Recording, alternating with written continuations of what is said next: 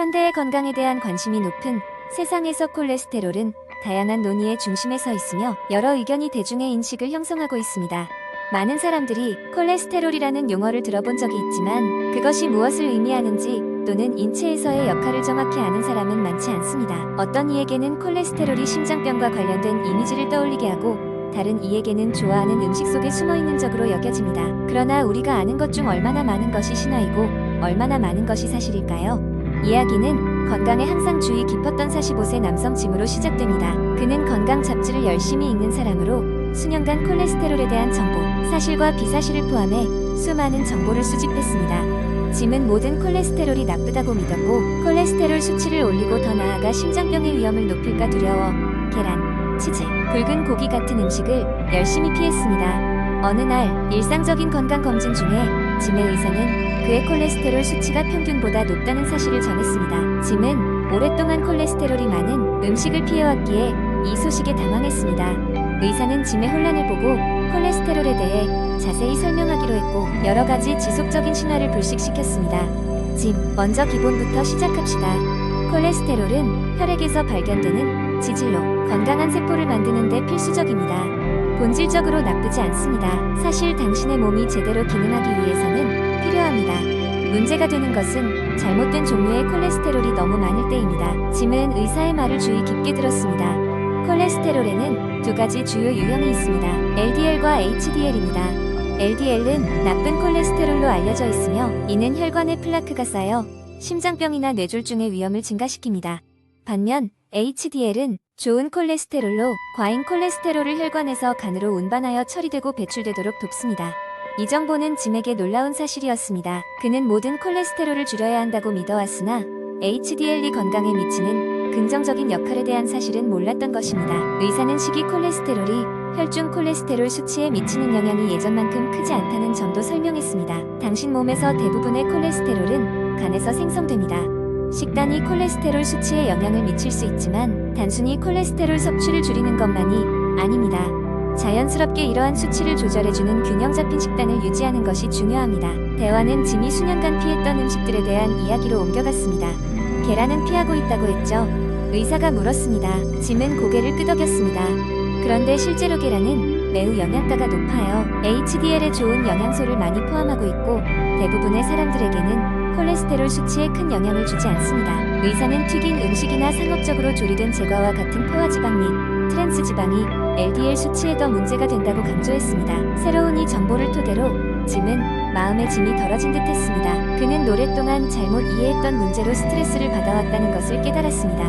호기심이 생긴 짐은 콜레스테롤에 대한 연구를 더 깊이 진행하며 여러 가지 흔한 신화를 접하게 되었습니다. 예를 들어 짐은 항상 비만한 사람만이 콜레스테롤 걱정을 해야 한다고 생각했습니다. 그러나 그는 콜레스테롤 수치는 유전, 식단 및 생활 방식과 같은 요인에 따라 달라질 수 있다는 것을 알게 되었습니다. 젊은 사람들은 콜레스테롤 걱정을 하지 않아도 된다는 신화도 있었습니다. 하지만 짐은 심장 건강의 기초가 어릴 때부터 쌓이는 것이라는 사실과 건강한 선택을 일찍 시작하는 것이 결코 늦지 않음을 발견했습니다. 또 다른 놀라운 정보는 모든 마가린이 버터보다 더 건강한 대안이라는 오해였습니다. 그 이유는 콜레스테롤 수치가 낮기 때문이었습니다. 사실 일부 마가린은 트랜스 지방이 많아 심장 건강에 더 해로울 수 있고 짐은 라벨을 주의 깊게 읽고 트랜스 지방이 없는 제품을 선택하는 방법을 배웠습니다. 짐은 운동이 콜레스테롤 수치를 낮추는 데 추천되지만 모든 운동이 동일한 효과를 내는 것은 아니라는 것도 알게 되었습니다. 걷기, 조깅 또는 수영과 같은 유산소 운동이 LDL 콜레스테롤을 낮추고 HDL 콜레스테롤을 높일 수 있지만 저항 훈련은 콜레스테롤에 미치는 영향이 적을 수 있지만 전반적으로 심혈관 건강을 지원하는 데 도움을 줍니다. 새로운 이해를 바탕으로 짐은 식습관과 생활 방식을 새롭게 변화시키기로 결심했습니다. 그는 일상에 더 많은 신체 활동을 포함하고 다양한 음식을 섭취하게 되었습니다. 더 이상 콜레스테롤에 대한 두려움을 느끼지 않았습니다. 통곡물, 저지방 단백질, 건강한 지방이 그의 식사에 다시 자리 잡았습니다. 개인적인 변화뿐만 아니라 짐은 자신의 지식을 친구와 지역 사회와 함께 나누고 싶어졌습니다.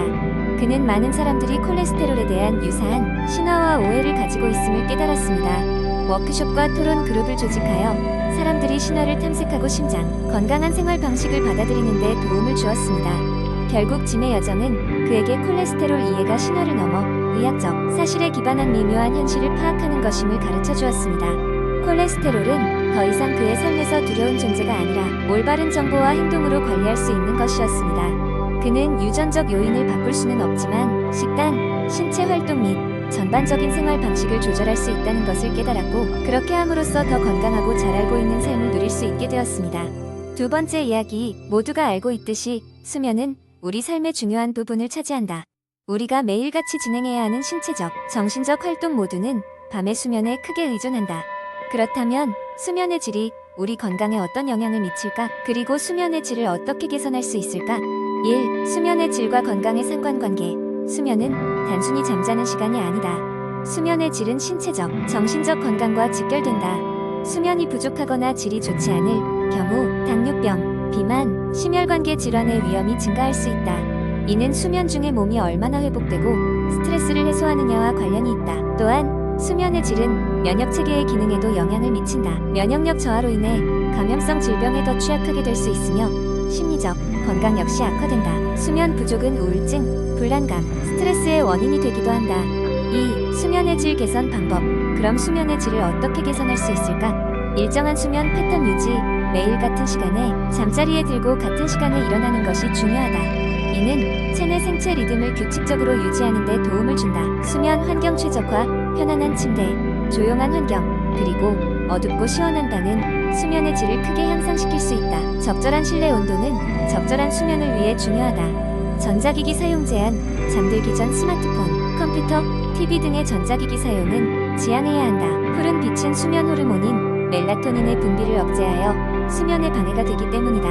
카페인과 알코올 섭취 조절, 잠들기 전 몇 시간 동안 카페인이나 니코틴 그리고 알코올의 섭취를 피해야 한다. 이들 모두는 수면 사이클을 방해할 수 있다. 규칙적인 운동. 규칙적인 운동은 수면의 질을 높이는 가장 좋은 방법 중 하나이다. 단, 취침 시간과 너무 가까운 시간에 운동을 하면 오히려 수면에 방해가 될 수 있으므로 잠자기 최소 3시간 전에는 운동을 마치는 것이 좋다.